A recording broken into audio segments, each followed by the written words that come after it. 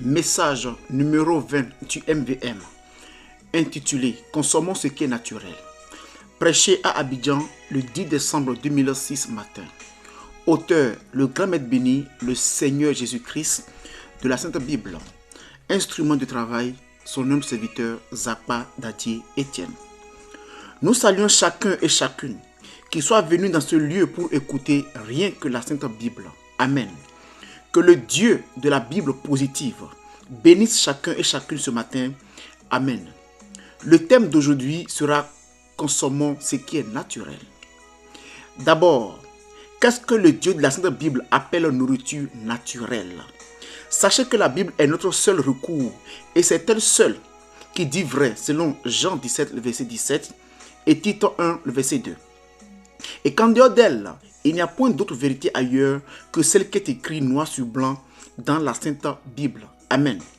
Le Dieu de la Sainte Bible appelle la nourriture naturelle sa parole, qui est la véritable et qui n'est pas mélangée avec la pensée humaine, mais qui vient directement de lui, Dieu. Selon Genèse 1, le verset 11, chaque arbre doit produire selon son espèce. Et dans Genèse 1, verset 24 à 25, chaque animal doit produire également selon son espèce.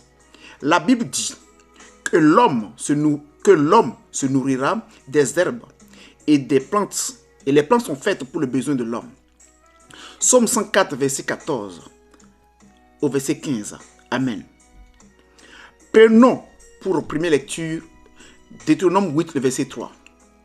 Il t'a humilié, il t'a fait souffrir de faim et t'a nourri de la manne que tu ne connaissais pas et que n'avaient pas connu tes pères, afin de t'apprendre que l'homme ne vit pas de pain seulement, mais que l'homme vit de tout ce qui sort de la bouche de l'Éternel.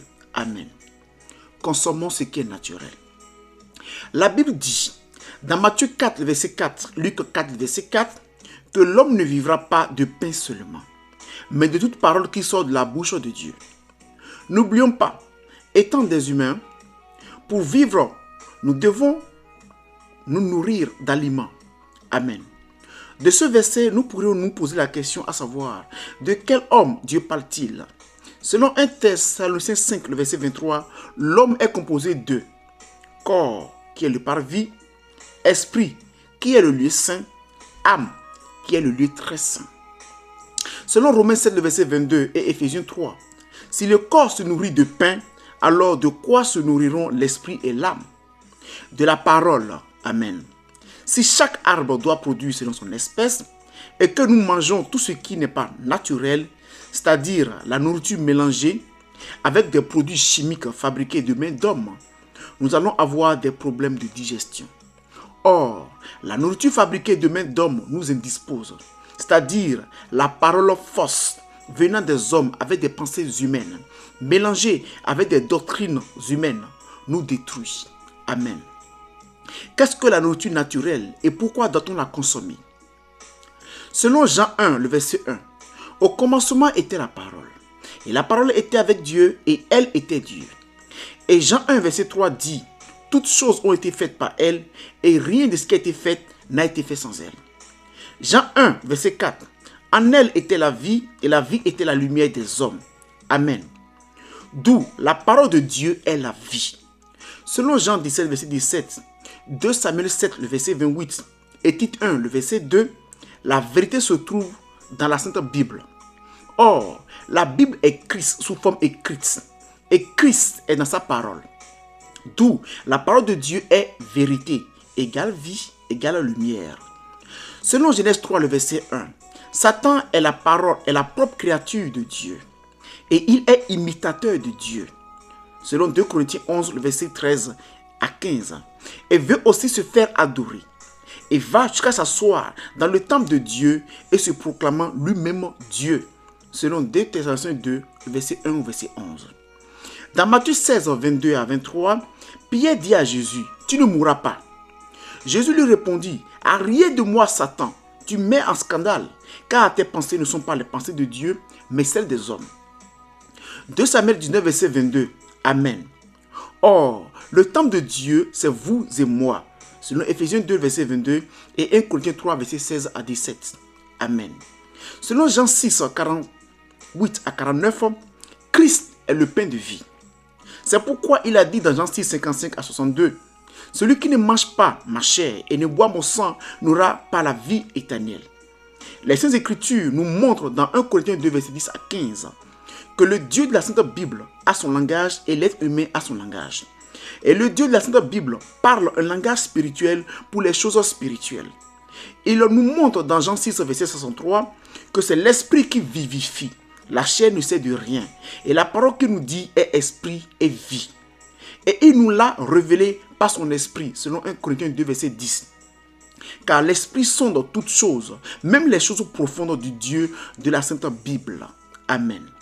Selon Jean 4, verset 24, les vrais adorateurs doivent adorer Dieu en esprit et en vérité. Remarquez, Jean 8, 44 dit que Satan est menteur et le père du mensonge. C'est pourquoi quiconque veut adorer Dieu en esprit et en vérité doit laisser de côté ses pensées humaines. Car selon Ésaïe 55, verset 6 à 9, nous devons consommer ce qui est naturel, qui est la véritable, la parole du Dieu de la Sainte Bible. Selon Apocalypse 18, verset 1 au verset 4, c'est Dieu qui appelle à sa parole. C'est pour cette grande raison qu'il dit dans le livre de Jean 8, verset 47, que ce qui est né de lui se nourrit de sa véritable nourriture, qui est sa parole.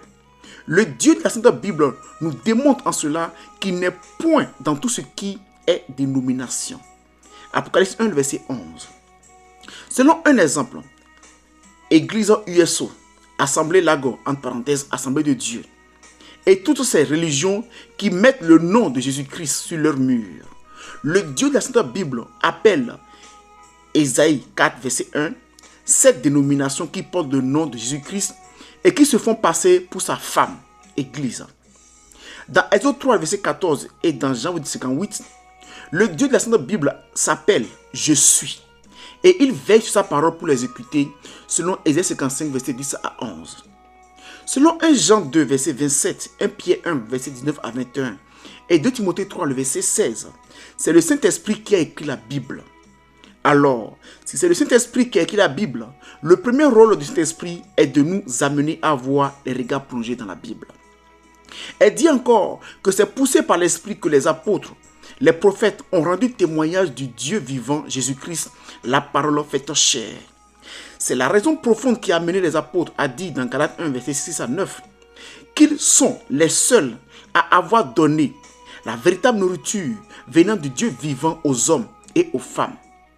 Quiconque prend une autre nourriture différente de celui des apôtres se nourrit d'une nourriture mélangée de pensées humaines et de raisonnements humains. 1 Thessaloniciens 2, verset 3 au verset 6.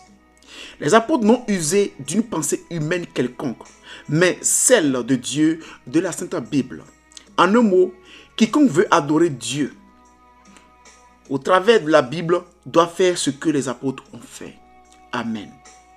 C'est ici la voix de minuit de Matthieu 25, verset 1 à 6. Au milieu de la nuit, il se fit un cri. Voici l'époux sauter à sa rencontre. Christ, le Dieu de la Sainte Bible, vous bénisse.